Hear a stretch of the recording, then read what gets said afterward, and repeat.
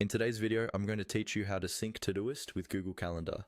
Syncing these two tools is a great way to keep your tasks and events in one place so you don't miss anything important.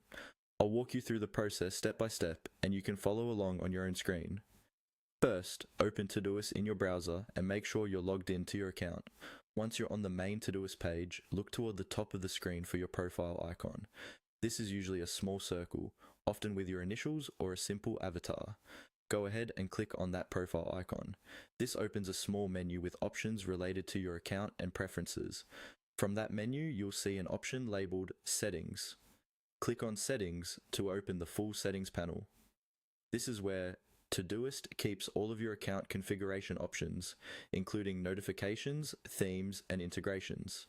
It might open in a new window or as a pop-up panel, depending on your device, so give it a second to load. Inside the settings area, look for a tab or section called Calendars. The navigation is usually on the left side or across the top. Click on Calendars. This is the section where you can connect Todoist with different calendar apps, and it's specifically where you'll find the Google Calendar integration. Once you're in the Calendars section, you'll see an option that says Connect Google Calendar. Click on that. When you do, Todoist will start the process of linking to your Google account. A Google sign-in window may appear, or if you're already signed into Google in your browser, you will be asked to choose which Google account you want to connect. Select the Google account that you use for your calendar. Then, Google will show you a permissions screen.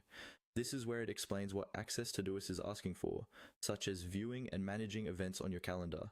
Take a moment to review this, and if you're comfortable, click Allow to grant access. After you confirm, Todoist and Google Calendar will be connected. Depending on your settings, you may be asked which Todoist project you want to sync and whether new events in Google Calendar should become tasks in Todoist. Choose the options that match how you like to work, then save your changes.